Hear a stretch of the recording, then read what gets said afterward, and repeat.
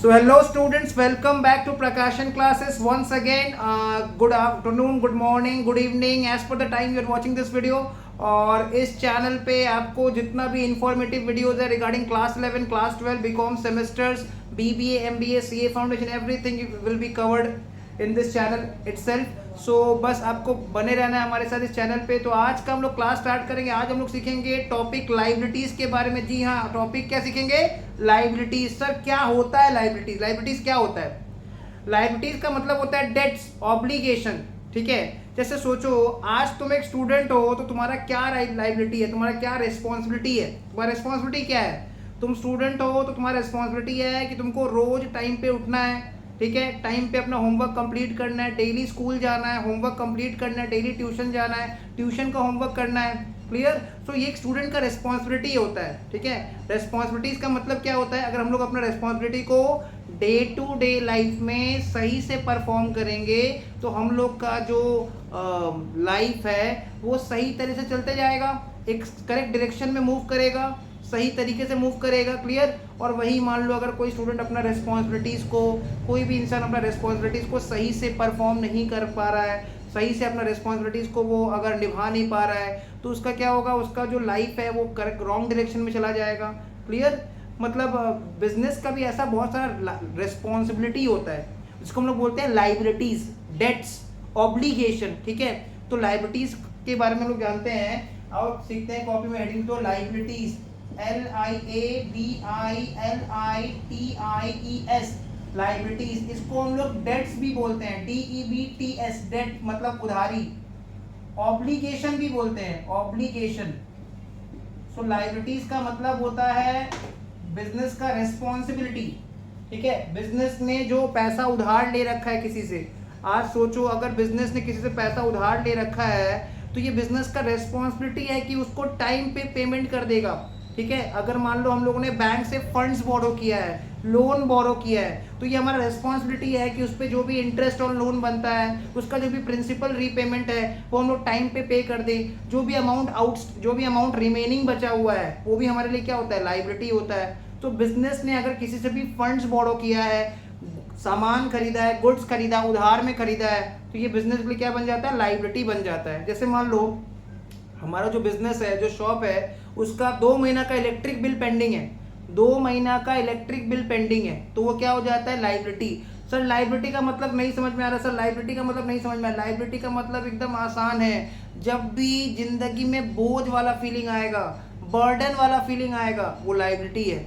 और जब भी जिस भी चीज को देख के अच्छा लगेगा, ए से अच्छा और ए से एसेट, जिस भी चीज को देख के खुशी होगा वो एसेट होता है. एसेट क्या होता है हमने अपना प्रीवियस वीडियो में कवर कर रखा है. जैसे देखो आज एक इंसान है, वो बोलेगा कि उसको रुपया पैसा बहुत अच्छा लगता है, कैश अच्छा लगता है, कैश एट बैंक अच्छा लगता है, फिक्स्ड एसेट उसको अच्छा लगता है, फर्नीचर, लैंड, बिल्डिंग. कभी किसी को सुना है तुमने कि बहुत ज्यादा रुपया हो गया, क्या करे इतना रुपया का, अच्छा नहीं लग रहा है? ऐसा कभी नहीं होता है. तो जिस भी चीज को देख के अच्छा लगता है वो हमारे लिए क्या होता है? एसेट होता है. और जिस भी चीज को देख के, जिस भी चीज को सुनने पे या देखने पे बर्डन वाला फीलिंग आता है, बोझ लगता है, सरदर्द लगता है, वो लाइबिलिटी होता है. क्लियर? जैसे मान लो तुमने अपना फ्रेंड से 5,000 रुपया उधार लिया है, 500 रुपया उधार लिया है. क्लियर? तुमने अपना फ्रेंड से 500 रुपया उधार लिया है, तो तुमने जो अपना फ्रेंड से 500 रुपया उधार लिया है, जैसे ही उसका फोन आएगा या तुम उसको आते हुए देखोगे सामने से, तो तुरंत तुम्हारा टेंशन बढ़ जाएगा कि अब ये फिर पैसा मांगेगा, फिर हमको टोकेगा. क्लियर? तो ये क्या है हमारे लिए? क्या है? लाइबिलिटी है. मतलब हमको अगर किसी को पैसा देना है ना तो हमारा रात का सपना में नींद में आएगा. मान लो हम लोगों ने सामान खरीदा है श्यामलाल से. किसे सामान खरीदा है? श्यामलाल. तो हमारा सपना में कटरीना कैफ नहीं आएगी, फिर श्यामलाल आएगा. श्यामलाल आएगा, पैसा मांगेगा, श्यामलाल आएगा, पैसा मांगेगा. जब हम श्यामलाल को पेमेंट कर देंगे तब वो सपना में नहीं आएगा. मतलब बिजनेस का लाइबिलिटी होता है, रिस्पॉन्सिबिलिटी होता है, उधारी. ठीक है, बिजनेस ने जिससे भी उधार में सामान खरीदा है वो बिजनेस के लिए क्या हो जाता है? लाइबिलिटी हो जाता है. अब लाइबिलिटी में हम लोग देख पा रहे हैं कि बहुत तरह का लाइबिलिटी है. तो कॉपी में एरो निकालो, लिखो. सबसे पहले लिखो इंटरनल लाइबिलिटी. सबसे पहले क्या लिखेंगे? Internal liability. सबसे पहले लिखेंगे इंटरनल लाइबिलिटी. ठीक है, एक होता है external liability. External liability, liabilities, liability. ठीक है, एक होता है करंट लाइबिलिटी या करंट लाइबिलिटीज, करंट लाइबिलिटीज, और एक होता है non current liabilities, non current liabilities, non current liabilities. ठीक है, तो लाइबिलिटीज में से हम लोगों ने 4 एरो निकाल लिया। पहला में लिखा internal liability.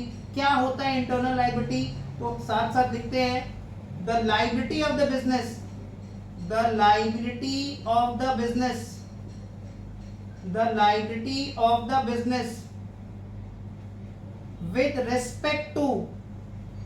respect to its owners, comma is termed as internal liability, sir मतलब समझ में नहीं आ रहा है, क्या बोल रहे, कुछ समझ में नहीं आ रहा है, सब समझा रहे, ध्यान से देखो। इंटरनल लायबिलिटी का मतलब क्या होता है, बिजनेस का लायबिलिटी अपने ओनर्स के प्रति, बिजनेस का जो लायबिलिटी है ओनर्स के रेस्पेक्ट में, वो इंटरनल लायबिलिटी है। इससे पहले हमने एक टॉपिक पढ़ा था separate entity concept. Separate entity concept क्या बोलता है, बिजनेस अलग है और बिजनेसमैन अलग है। क्लियर, राम अलग है और राम ट्रेडर्स अलग है, दोनों का अपना अपना पहचान है, सेपरेट एंटिटी। क्लियर, बिजनेसमैन का खर्चा अलग है और बिजनेस का खर्चा अलग है, बिजनेस का बुक्स अलग मेंटेन करते हैं और राम अपना खर्चा अलग मेंटेन करता है। क्लियर, तो सेपरेट एंटिटी कंसेप्ट बोलता है कि बिजनेस और businessman are two separate and distinct persons. तो बिजनेसमैन ने, प्रोपराइटर ने, ओनर ने फंड्स प्रोवाइड किया है, पैसा प्रोवाइड किया है, किसको प्रोवाइड किया है, बिजनेस को, उसको हम लोग क्या बोलते हैं, कैपिटल। बिजनेस का ओनर बिजनेस को कुछ भी बेनिफिट देगा वो क्या बन जाएगा, कैपिटल। क्लियर, बिजनेस का ओनर बिजनेस को कुछ भी बेनिफिट देगा वो क्या बन जाएगा, कैपिटल। क्या कैपिटल खाली कैश में होता है, नहीं, कैपिटल कैश में भी हो सकता है, काइंड में भी हो सकता है। जैसे मान लो अपना ट्यूशन सेंटर स्टार्ट करने के लिए मेरे पास घर में 20 चेयर पड़ा हुआ था, ये 20 चेयर हम घर से लेके आ गए और हम लोगों ने यहाँ पे क्लासेस स्टार्ट कर दिया। क्लियर, तो ये क्या हो जाएगा, कैपिटल इन काइंड। क्लियर, या फिर मान लो बोर्ड खरीदने के लिए हम घर से पैसा लेके आए, तो क्या हो जाएगा, कैपिटल इन कैश। तो बिजनेस का ओनर बिजनेस को कुछ भी बेनिफिट देगा वो क्या बन जाएगा, कैपिटल। बिजनेस का ओनर ने लॉटरी खेला, लॉटरी में पैसा जीत गया और पैसा बिजनेस में लेके आ रहा है, तो क्या बन जाएगा, कैपिटल। क्लियर, बिजनेस का कैपिटल होता है क्या है सर, कैपिटल का मतलब क्या होता है, या तो नया बिजनेस स्टार्ट करने के लिए या फिर एग्जिस्टिंग बिजनेस को कंटिन्यू करने के लिए, either to start a new business और to continue an existing business. जो टाइम टू टाइम पैसा इन्वेस्टमेंट करना पड़ता है उसी को बोलते हैं capital. Capital is the investment made by the proprietor. तो ये जो पैसा लगाया है, ओनर ने जो पैसा लगाया है बिजनेस में, इसी को क्या बोलते हैं, कैपिटल। तो ये बिजनेस की लायबिलिटी है। बिजनेस ने पैसा लिया है, किससे लिया है, ओनर से लिया है, तो बिजनेस का भी तो कुछ रिस्पॉन्सिबिलिटी बनता है ना कि ओनर को रीपेमेंट करेगा। तो ये जो पैसा है, कैपिटल है, ये किसका पैसा है, ओनर का पैसा है, किसके पास है, बिजनेस के पास है। तो ये बिजनेस के लिए क्या है, लायबिलिटी है। सर इंटरनल लायबिलिटी क्यों है, क्योंकि बिजनेस का ओनर बिजनेस का अंदर का आदमी है, घर का आदमी है, घर का आदमी है। घर का आदमी का मतलब आज मान लो बिजनेस को इफेक्ट पड़ता है, बिजनेस में कुछ सामान चोरी हो जाता है, सबसे ज्यादा दुख किसको होगा, बिजनेस का ओनर को।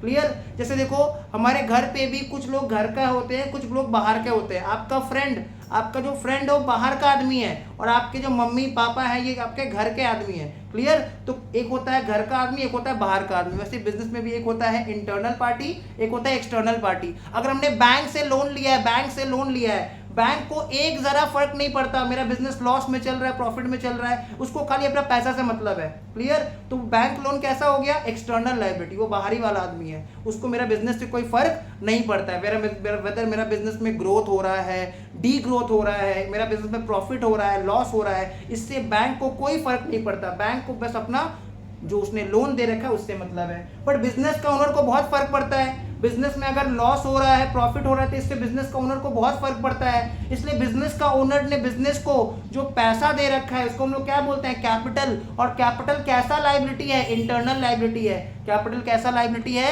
इंटरनल लायबिलिटी है। तो हम लोग क्या लिखेंगे, इंटरनल लायबिलिटी के नीचे एग्जाम्पल देके लिखेंगे कैपिटल। इंटरनल लायबिलिटी के नीचे एग्जाम्पल देके क्या लिखेंगे, कैपिटल। ठीक है, सो इंटरनल लायबिलिटी का एग्जाम्पल क्या हो गया, कैपिटल। एक्सटर्नल लायबिलिटीज के नीचे लिखो the liabilities of the business, the liabilities of the business, the liabilities of the business with respect to third party, third party, third party का मतलब, third party का क्या मतलब है? देखो बिजनेस हो गया फर्स्ट पार्टी, बिजनेस का ओनर हो गया सेकंड पार्टी, और बाकी लोग हो गया पूरा दुनिया थर्ड पार्टी। क्लियर?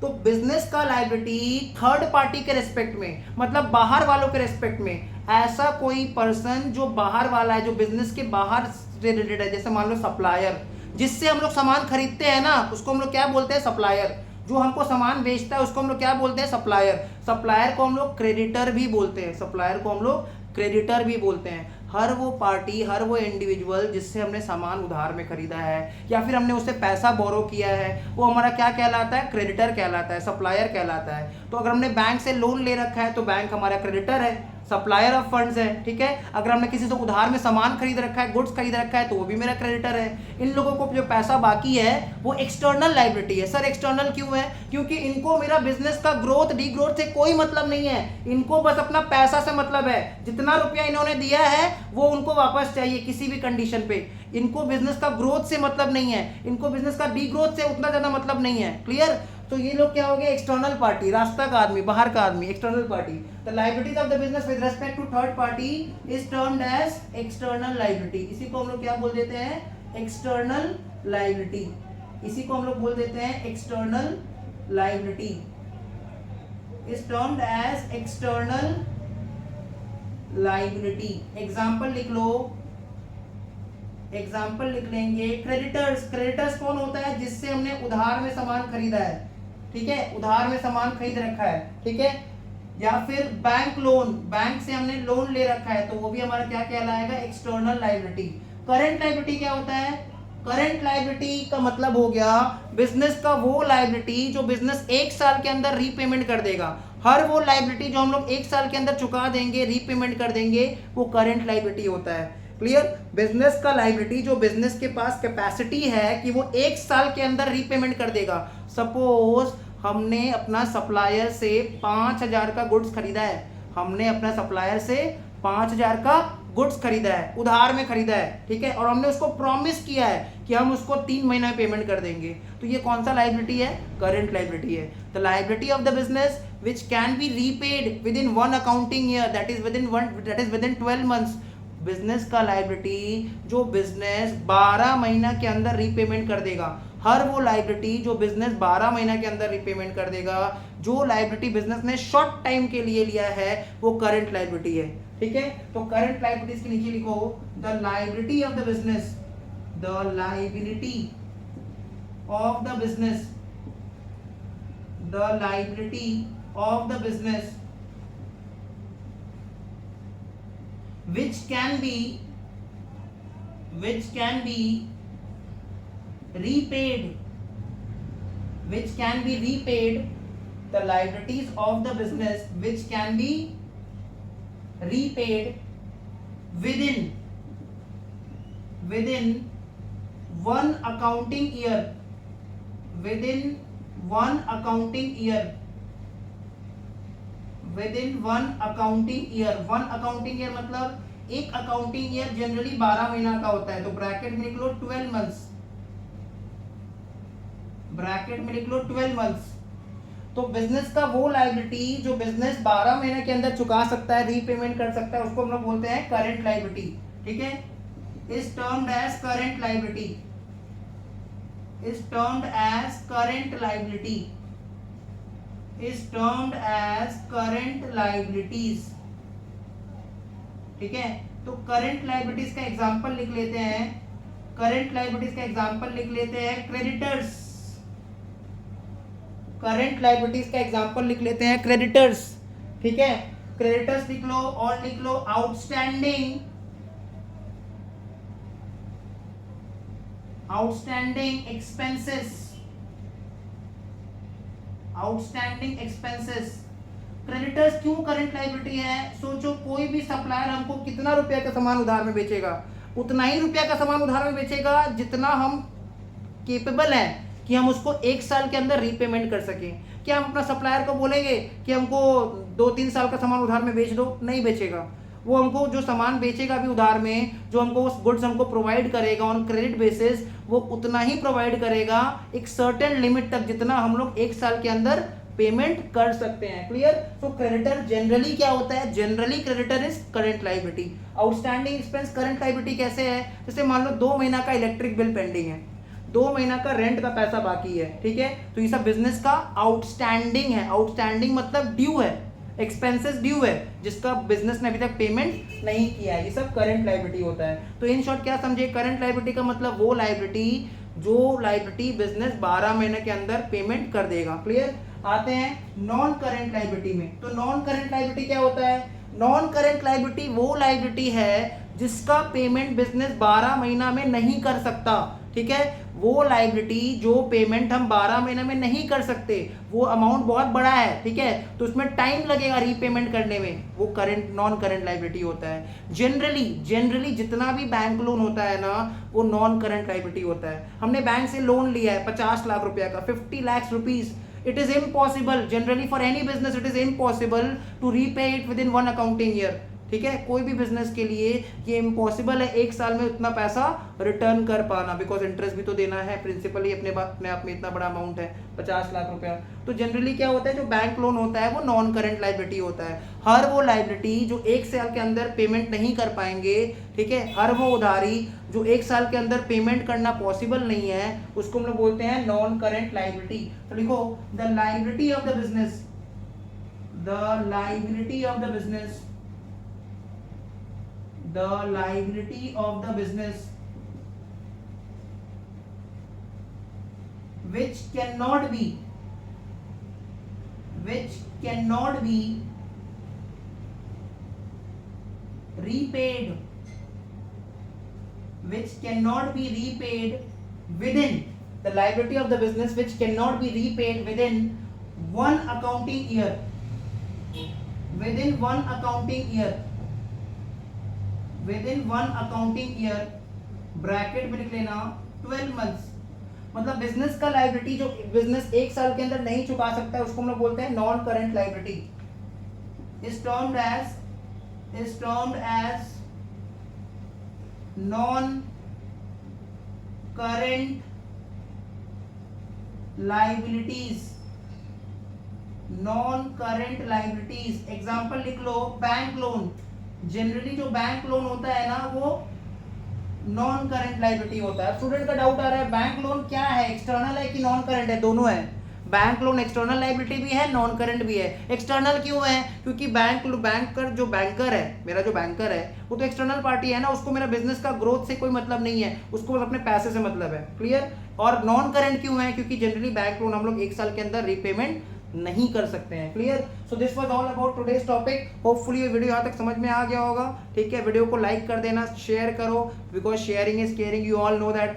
क्लियर? और चैनल को सब्सक्राइब कर देना डेली बेसिस पे, जी हाँ, डेली बेसिस पे वीडियो आता रहेगा, बस चैनल पे बने रहना है हमारे साथ। चलिए मिलते हैं नेक्स्ट वीडियो में, टिल देन बाय बाय।